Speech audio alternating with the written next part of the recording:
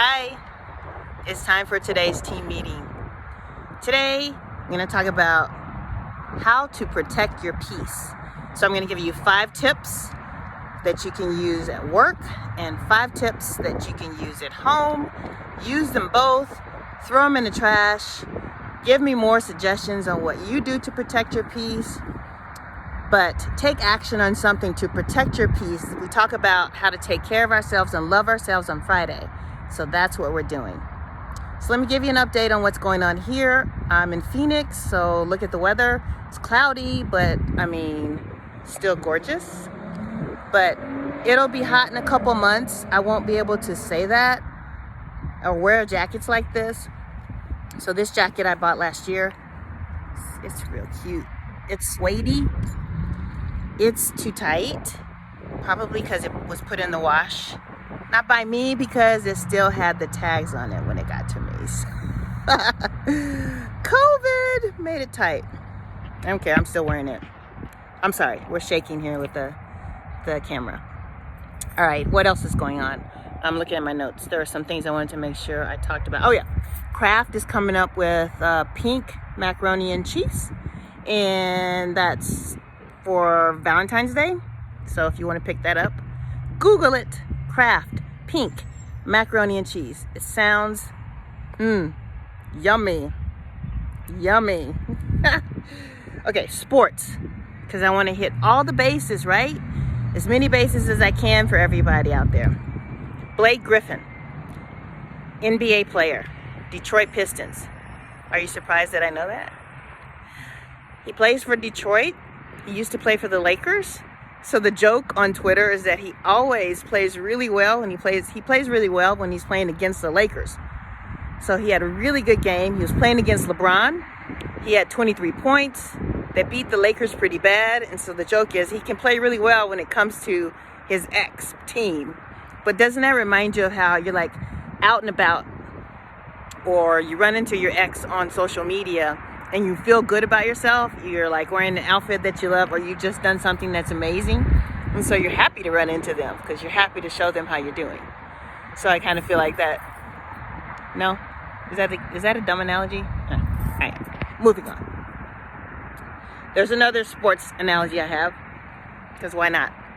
The Baseball Hall of Fame, for the first time in how many years? Oh no, I don't know how many years. Nope.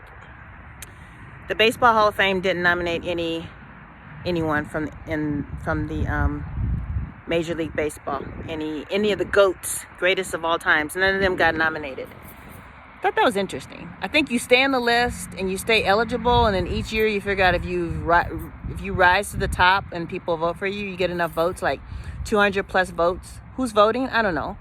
I don't know who votes. Maybe other people who are already in it? No, that can't be right. Okay, anyway. No one got nominated this year. All right. Are you over this? Are you over it? Because I'm full of information. So again, today we're talking about peace, how to protect your peace. So I'm going to give you 5 tips for work, 5 tips for your personal life. Use them, throw them in the trash, or maybe even give me some suggestions for things that you do to protect your own peace. I'd love to hear from you.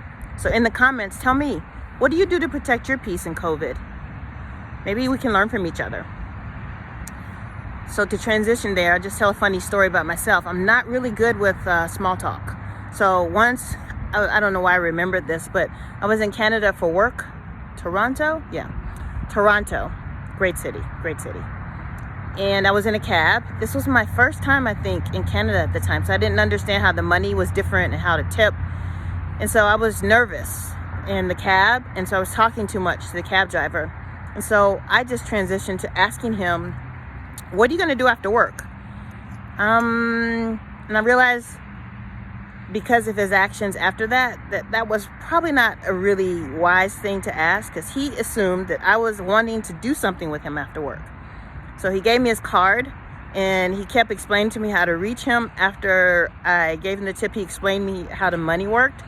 So it got awkward, and I thought, why is he so persistent here? And I realized, well, Tara, you opened the door, you asked him what he's doing after work. I really just got nervous and was just wondering what he was going to do after work.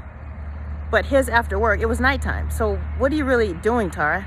I know, I sometimes put myself in such awkward positions. Anyway, learn from my awkwardness. Let's get into the 5 tips for work. Tip number 1 for Zoom meetings. That's the first one I want to talk about.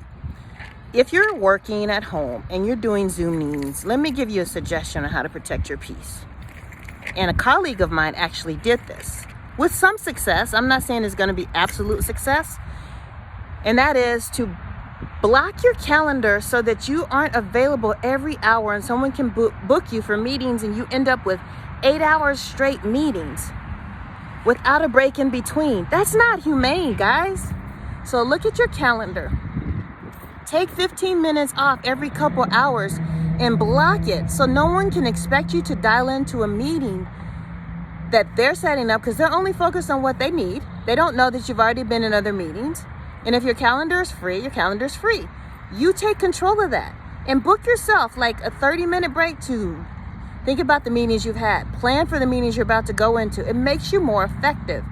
It makes you more productive, and it keeps your peace a little bit more. You can hold on to more of your peace that way. That's tip number 1. Tip number 2.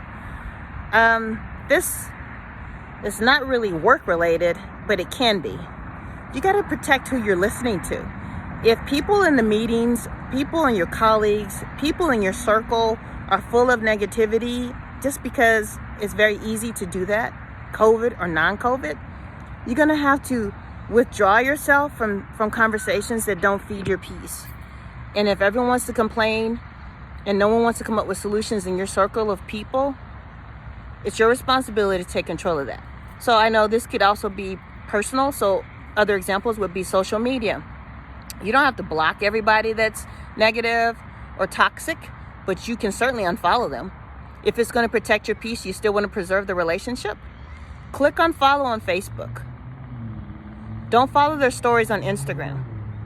Protect yourself. If you want to protect the relationship, those are ways to do it. Or you can just all out block, or don't pick up the call, or don't answer the text. You got to protect your peace. It's uncomfortable, particularly if that person is used to you responding or engaging. But you got to take control of it. Step number 3. If you're working from home, or if you are forced to go to the work site, you got to get some fresh air. Even if it's cold, fresh air, you've got to take control. Say, I'll be back in 10 minutes. Set a timer. Go outside. Get some fresh air. If you don't leave the house, then put your head out the door and get some fresh air. Walk around the block. Go get a coffee. Go get a tea. Change your environment, because staying in the same room, conference room, room where you're in your home where you're taking meetings, hour after hour after hour without taking time, it's not healthy. You got to protect your peace. Moving on. If you're going into a tough situation, a tough meeting, or feel like you're having a tough moment, or just had a tough meeting, or even a tough conversation, play your favorite song or play something that pumps you up. My daughter's into MC Hammer's You Can't Touch This. The beat really gets her, which is hilarious to me. And I'm fine, so we go with it. So last night I just turned music on and we danced. And she said, "What's mommy doing?" Because she knows me as silly now, which is who I am. And so we danced. I was exhausted too. One song made me tired. What am I doing with my life? And she was so happy. We just threw our hands up. We threw them down. We did silly dances. And in the process, I'm getting her heart rate up. And we're also exercising her hands and her arms. Do it. Try it. Find a song on Spotify or Google or YouTube, whatever song. Find something. Let it pump you up. So we're done. Zoom meetings, social media. Leave the room. Turn on the music. Last one for really work. Also could go over to home. Ask for more time on something if you need it, guys. It's humane to say, I need more time to finish something, rather than turning in something that's not good quality because you rushed and didn't have enough time. We're in a pandemic. People have got to show grace and mercy towards each other. Start with yourself. Ask for more time. You can do it, and also commit to quality work. Don't be lazy about it, but say, I need some more time. Can you give me another hour, another 2 hours, another day, another week, another this? Because I need more time to complete this with quality. Try it. practice saying it, because if you're scared to say no to things, it could be a trigger for you. We're running out of time, but I'm committed to the 5 things for home. All right. Say no when you need to. No is a sentence, and if the person you're saying no to isn't happy, that does not mean you should have said yes. No can be the final answer. Number 2. If you snap at someone, if you're unkind, apologize. Because you know when you are. You know when you've snapped. You know you've been short with someone. If you have, apologize. Because it's going to make you feel bad. So release yourself from it by saying, you know what, I apologize. I think I came across a little too sharp on that point I made to you. Forgive me. And move on. And forgive yourself. Number 3. There's a quote I found, which is brilliant. Stephen Bartlett, he's a CEO person in the UK. Young guy. Here's the quote. Well, I'm going to summarize it. We don't fear new things. We don't fear new relationships. We don't fear new jobs. We fear old pain.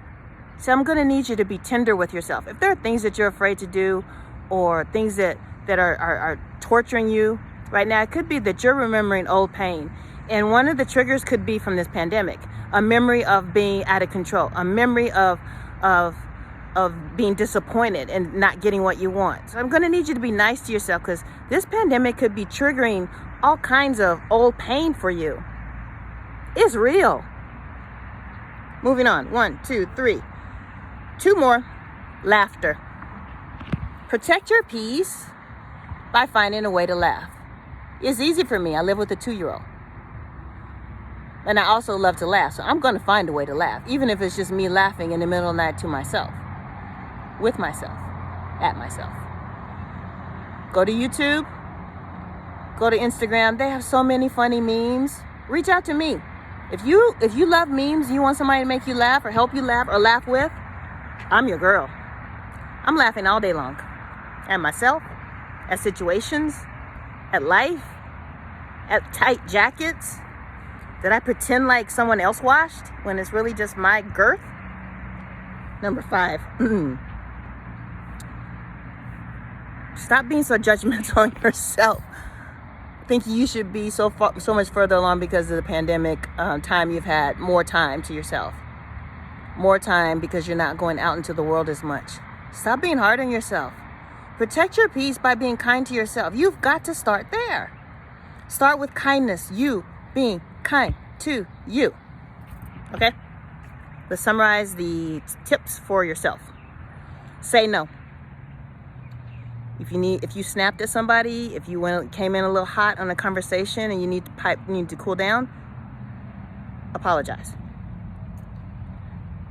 Recognize that this pandemic may be triggering fears, old pain for you, and be kind to yourself about that.